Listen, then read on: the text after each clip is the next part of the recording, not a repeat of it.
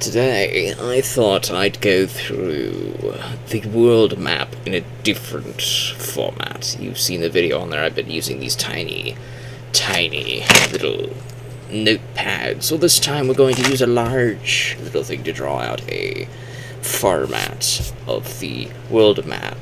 And we'll go through where everything is. We'll talk a little bit about where things are going to go.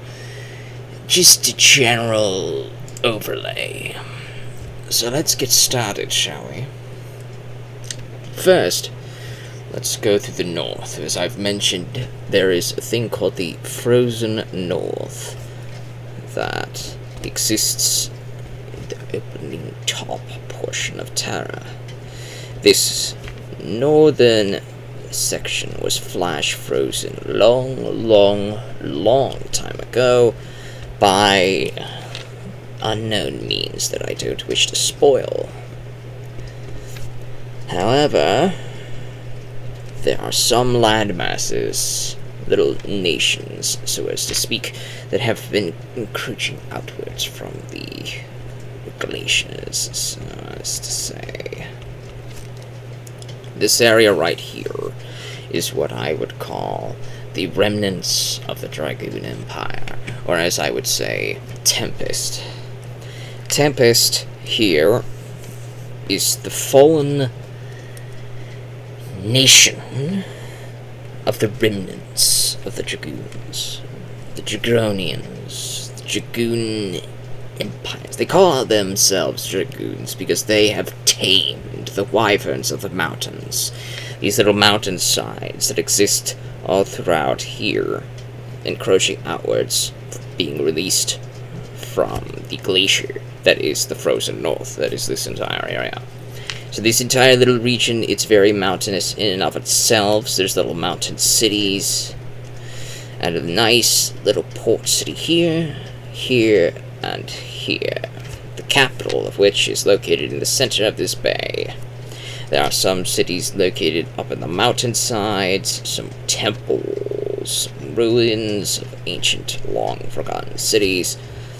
But as you can see, there are plenty of settlements throughout Tempest. Let's title it, shall we? We're going to say Tempest. Tempest because the wind here is always tempestuous.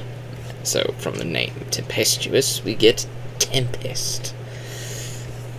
The waters are also pretty rocky. There's rocks jutting out. It's very difficult to sail a ship into Tempest. So these little juttings out that I'm drawing out are basically rocks jutting out of the water. Very uproarious water due to the winds and all that stuff. So you would need very skilled naval captains and whatnot to navigate any form of ship through these waters. That's why it's very rare that we get any trading ships here. And that's the best kind of defense that Tempest has, because they don't travel by sea, they travel by air. There may not be too many dragons left, but there are things called the wyverns, the wyverns. The wyverns are tiny, smaller dragons that are just the right size that a human could ride on. A single human-sized dragoon, or as they're just called, Tempestians now, they would be able to ride a wyvern and fly smaller distances, not vast distances like the dragons of old, but they would ride these wyverns down south to the mainlands of Lure, or even across the glaciers into western Terra. This is over in the eastern region. I'm going to try to draw a faint line there. This is the East Terra. So we're going to... Actually, this is West Terra. West Terra. Yes, I just got the sides mixed up for a second there. West. We're just going to type it West. Little placeholder name right there. West. So as you can see right currently, we have Tempest. And I may come back to this as a series of videos to just draw more as we go along. I'm not going to do a whole world map section right now, but this is just a sneak peek at a new lore files series that I thought I'd like to do. Just go over various little regions and draw them out one by one, and give you a little overlay upon the stories you might find therein. As of Season 1 of the Terraverse, Tempest is existent as it is right now. It is ruled by the Elder Council. The Elder Council are descended from pure-blooded Fiendari. The Fiendari were the Dragoons. The Fiendari were what the humans called the Dragoons, right? The Dragoon Empire were run by the Fiendari, who were descended from something else, and everything's descended from something, right?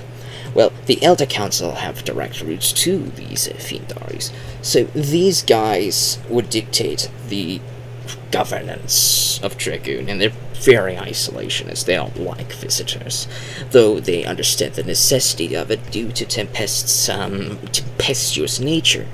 So naturally, you would need some level of trade. Their primary trading partner being, let's try to draw just a tiny little bit of the northern half of the Lurian continent, the part that Tempest trades with. We're probably going to end this at 10 minutes, perhaps. So, let's go to that. Rocky Coast. Up here. Try to draw the Shield Coast. And down here. Reach outwards and then come back. Some islands here, come back inwards and reach back outwards. Alright, that's the northern tip of the Lure continent, so we're just going to give this a placeholder of L-U-H-R, Lure. That's just for now. The northern tip here is called the Shield Coast, mainly because of the massive cliff sides providing a natural shield. These are the Northlands of Lure.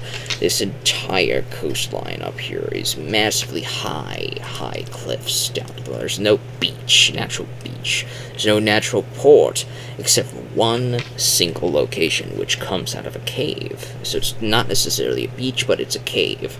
So this city was molded out of a cave, a cavern, a massive cavern. They built a pathway from the ground level downwards into the cave, a little stairwell, as you can say, and down into this city. So it's basically a cavern port city, because, you know, the cave is pretty big, everything, right? So this city here, this port city, is a natural defense, because it's in the middle of a bay here, little enclosed little area. It takes a while to get here, and you still have to navigate some of the dangerous waters up the north to get here. So the only trading partners you would get are very, very skilled sea captains, taking their boats coming out of here, navigating to the north through the rocks, primarily to this main trading hub. Now, these coastal cities are just coastal cities because these are the warmest parts of Tempest. Up here is really, really, really cold. So this is technically the only habitable region, though there are some habited regions up here that are basically older shrines and temples and things of that nature, where the Elder Council tend to go in seclusion and things of that nature, whatever. But this southern area is the inhabited part of Tempest, right? And we go from this little cavern to port city up here through this little line. That's the naval route to get to Tempest. So that's how they would bring foodstuffs and stuff, things of that nature. There are a lot of miners in Tempest. Even though they're isolationists, they have understood the necessity for trade, because food is good and it helps keep you alive. They don't want to eat the wyverns. So they have a bunch of fishing colony. They would fish up in the Sword Sea, the Shield Sea. They would fish up here, but they would also get produce like basic green foods, carrots, and things of that nature. They would gather that for the farmlands in the middle area of the Lure, this little region below here. Because up here, it is pretty cold up here. It is pretty cold up here. But there's some stuff that grows up here. So they gather that up. They gather some stuff up down here through trade caravans. They bring it through the cities, to the wildlands. Up here, they bring it up through there, into the air, ship it through to there. Sometimes they would take wyverns and fly. They would sometimes fly their own shipments down to this city. They only trade with this city here. They don't trade with anybody else. They're pretty particular about that. So there's Tempest. We are at 10 minutes and 30 seconds.